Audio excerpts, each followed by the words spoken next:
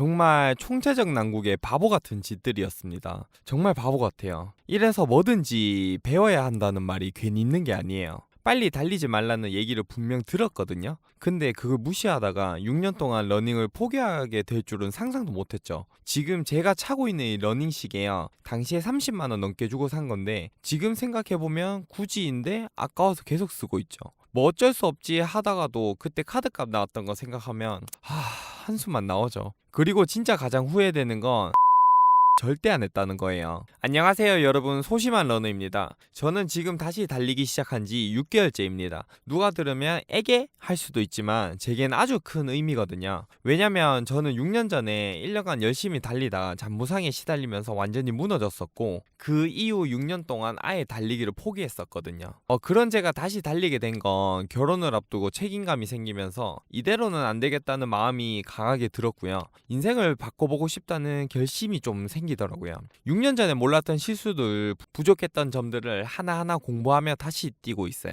요즘엔 그저 몸이 좋아진 걸 넘어서 나 지금 살아있구나, 그 감각이 듭니다. 온몸에 인생이 활기차게 밝게 바뀌었어요. 물론 자신감도 조금 올랐고요. 물론 아직도 완벽하지 않아요. 여전히 부족한 점도 있지만 방향은 확실히 잘 잡고 가고 있습니다. 이렇게 다시 달려보니까 그때 후회됐던 것들이 정확히 정리되더라고요. 딱 8가지. 그래서 오늘은 여러분이 저처럼 바보 같은 실수를 반복하지 않도록 제가 느꼈던 후회의 8가지를 모두 정리해서 알려드리려고 합니다. 이 영상 끝까지 보시면 초보 러너가 많이 하는 고민과 어려움이 해결되실 거예요. 첫 번째는 내가 운동선수 된 마냥 착각했다인데요. 달리기 잘하는 사람들 너무 멋있잖아요. 그런 모습을 보다 보니까 운동선수가 된 것처럼 너무 기록에 집착하고 더 잘하려고 하더라고요. 오늘은 몇 킬로 뛰어야지, 칼로리 얼마나 뺐지, 기록은 얼마나 단축됐지, 이런 식으로 스스로를 자극하다 보니까 좀 금방 지쳤던 것 같습니다. 그때는 10km 40분 안에 들어오기, 이런 게 주 목표였습니다.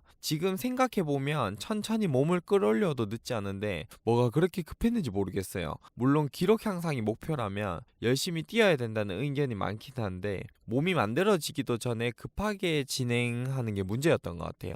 그러다가 어느 정도 익숙해지면 대회도 참가하고 단계별로 기록 단축을 조금씩 욕심내면 될 것 같았었습니다. 저도 처음에 대회를 우선 접수해야 동기도 생기고 달리기를 포기 안 한다고 들었는데 이게 반대로 생각하면 처음 시작하는 사람이 달리기 습관도 안 잡혔는데 억지로 10km, 21km를 촉박하게 달려야 하거든요. 이 말이 다친 이후로 좀 싫더라고요. 실제로 기간이 1년이 그렇게 짧은 기간이 아님에도 불구하고 계속 뛰고 다치고 쉬고 이거를 반복하다 보니까 장기적으로 보니까 크게 오래 못 뛰었던 것 같습니다. 물론 동기부여 측면에서는 최고이지만 최소 2달 정도는 조깅으로 많이 몸이 익숙하게 만든 다음에 대회를 접수하시면 더 좋을 것 같아요. 두 번째는 러닝화 유명하다고 하니까 나한테도 좋을 줄 알았다입니다. 처음에 러닝 시작해서 신나니까 나이키 유명한 레이싱화 이런 거 신었단 말이죠.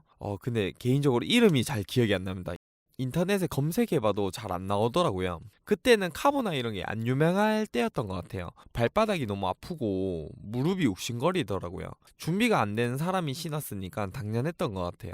인터넷에서 유명하다고 하니 그냥 구매했던 거죠. 러닝화는 단순히 브랜드가 아니라 내 몸과 맞는 쿠션감과 핏이 중요합니다. 그러니까 추천이 높은 인터넷에 유명한 신발이 내 발에 최악일 수도 있다는 거죠.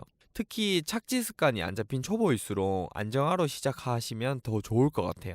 발목이 안쪽이나 바깥쪽으로 꺾이는 것도 막아주고 여러모로 좋은 것 같습니다. 저는 안정화까지는 아니지만 직접 가서 꼼꼼하게 신어보고 소리가 좀 가성비에다가 좀 잘 맞더라고요. 그래서 예정에 없던 이 녀석을 사고 아주 만족 중입니다.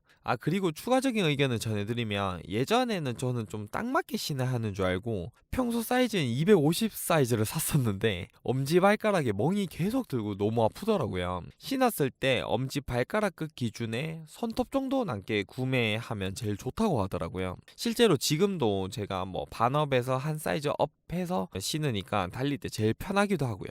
그때 동호회분 말로는 장거리 뛰면 발도 더 붓는다고 하더라고요. 그래서 이렇게 넉넉하게 사는 게 좀 중요한 것 같습니다. 그리고 신어 보러 가실 때 저녁에 오전보다 발이 더 붓기 때문에 저녁에 방문하는 걸 추천드리고 평소에 러닝할 때 신을 러닝 양말을 신고 러닝화 매장을 방문하신 후에 직접 신어보는 게 제일 베스트 같습니다. 세 번째는 러닝은 장비빨이 맞다입니다. 달리기 습관을 들이려면 아무 운동화나 신고 나가라 이런 말 들어보셨어요? 근데 이 두 가지 장비는 필수인 것 같아요. 바로 러닝화, 러닝벨트인데요. 저도 주변에서 시작한다고 하면 이 두 가지는 무조건 먼저 사야 된다고 얘기해줘요. 저도 맨 처음 뛸 때 러닝화를 꼭 사야 하나 싶어서 나이키 에어포스를 신고 뛰었었거든요. 집에 오니까 죽겠더라고요. 근데 이게 내가 의지가 부족하다 이런 식으로 잘못 생각했었어요. 그렇게 한 달을 달리니까 많이 안 다친 게 신기한 것 같아요. 그래서 러닝화를 바로 안 산 게 좀 후회되더라고요. 그리고 저는 6년 전에도 그렇고 최근 다시 시작할 때도 그렇고 핸드폰을 계속 손에 쥐고 뛰었었거든요. 그러다 보니까 좀 힘이 빠지면 폰을 흘리기도 하고 땀에 젖기도 하고 짜증나서 러닝 자체가 좀 불편해지더라고요. 그렇다고 핸드폰을 두고 뛰자니 불안하기도 했고요. 허리에 부담 없고 흔들림 없는 벨트 하나만 있어도 러닝이 짜증이 아니라 준비된 습관이 되는 것 같아요. 위 두 가지 상품은 장비빨을 세워도 괜찮다고 생각하는데 조금 돌이켜보니까 후회되는 게 그때 오히려 고가의 러닝 시계를 진짜 바로 사서 썼었거든요. 근데 그게 좀 후회가 되는 게 초보 러너는 이 기능을 다 쓰지도 않을 뿐더러 좀 필요하면 가민 포러너 5 같은 조금 더 저렴한 시계로 입문을 했어도 됐을 것 같아요. 네 번째는 달리면서 남 눈치를 많이 봤다입니다. 이게 진짜 은근히 좀 어려웠어요. 옆에서 빠르게 뛰는 사람 보면 괜히 나도 저렇게 뛰어야 하나 싶거든요. 그리고 뭔가 저를 쌩 하고 지나가면 뭔가 진 것 같은 느낌 공감하시죠? 저도 모르게 페이스 올려서 따라잡으려고 합니다. 그러다가 혼자 퍼져서 후회하고 집에 돌아갈 때도 많았었고요. 근데 러닝은 자기만의 호흡으로 가야 오래 간다고 생각해요. 천천히 수만 찰 정도로 뛰는 게 초보 러너에게는 정답인데요. 그래야 재미도 붙고 관절도 버팁니다. 그래서 저는 처음부터 남 눈치 안 쓰는 연습이 좀 필요한 것 같습니다. 요즘엔 제가 그날 몸 컨디션에 따라서 7분 페이스로 조깅할 때도 있고 8분에서 9분 페이스로 슬로우 조깅할 때도 있거든요. 어느 날은 슬로우 조깅이랑 전투 러닝 섞어서 할 때도 있고 요즘에 남 눈치를 좀 안 보기 시작하니까 훨씬 행복합니다. 다섯 번째는 목표를 왜 거리로 잡았을까입니다. 매일 제 몸 컨디션이 똑같을 수가 없는데 제일 후회가 되는 게 바로 거리를 목표로 삼았다는 거예요. 주 3회 5km 무조건 뛸 거야 이런 목표보다 그날 달리기 전에 몸을 풀면서 컨디션을 체크해보고 오늘은 30분 달려보자 40분 달려보자 이런 식으로 해야 컨디션이 안 좋아도 억지로 거리를 안 채우는 것 같아요. 차라리 시간을 기준으로 쌓는 요즘은 저만의 루틴도 생기고 자신감도 채워지고 거리도 자연스럽게 따라오는 것 같아요. 최근에 런데이라는 앱을 사용 중인데 거리보단 시간 위주로 플랜을 짜줘서 훨씬 덜 부담스럽더라고요. 여섯 번째는 러닝은 매일 달려야 효과가 있다입니다. 무조건 매일 뛰니까 오히려 다음날이 정말 무섭더라고요. 제 몸이 로봇가 아닌데 말이죠. 매일 달려야 한다는 강박에 빠졌어요. 쉬는 날에 오히려 편하게 쉬지도 못하고 뭔가 죄책감에 시달렸습니다. 오늘도 뛰어야 되는데 하는 생각이 들면 이미 러닝은 즐거움이 아닌 것 같아요. 아니면 의도적으로 쉬는 날 정하고 그날은 잘 쉬는 것도 운동이다라고 생각 중이에요. 몸이 쉬는 만큼 회복되고 러닝이 더 오래 가더라고요. 특히 저는 어필 훈련도 주에 1회씩 하고 있는데 다음날 무조건 쉬는 날로 정하니까 마음이 편하더라고요. 일곱 번째는 달리기 전후에 스트레칭을 꼭 할 필요 없다입니다. 제가 정말 후회하는 것 중에 하나가 달리기 전후에 스트레칭을 절대 안 했다는 거네요. 달리기 전후에 스트레칭을 절대 안 했다는 건데요.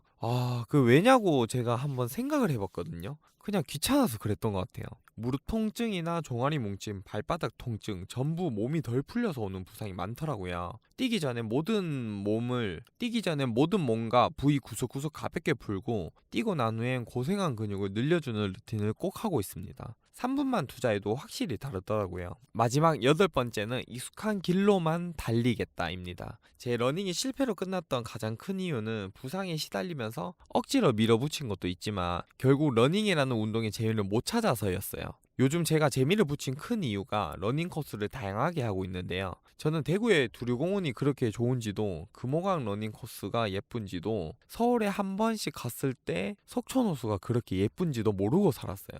공감하시는 분들은 공감하겠지만 처음 보는 풍경과 여기가 이렇게 예뻤나 하는 재미가 상당하잖아요. 특히 매일 지나가던 길인데 달리다가 멋있는 카페를 보며 방문 리스트에 넣는 것도 은근히 좀 재밌더라고요. 오늘 영상 보시면서 나도 저런 실수했었는데 하신 분 계셨을 거예요. 저도 그랬고 대부분의 초보 러너가 같은 길을 많이 걷습니다. 하지만 그만큼 우리는 같은 실수에서 같은 깨달음을 얻고 점점 단단해지는 것 같아요. 혹시 여러분이 러닝 중에 불편함 느끼고 있다면 오늘 영상이 여러분의 러닝 여정에 작은 도움이 되었길 바라겠습니다. 오늘 영상 도움되셨다면 구독 누르시고 계속 꾸준히 같이 뛰어보시죠. 다음 영상에서 더 유익한 팁으로 찾아오겠습니다. 오늘도 좋은 하루 되세요.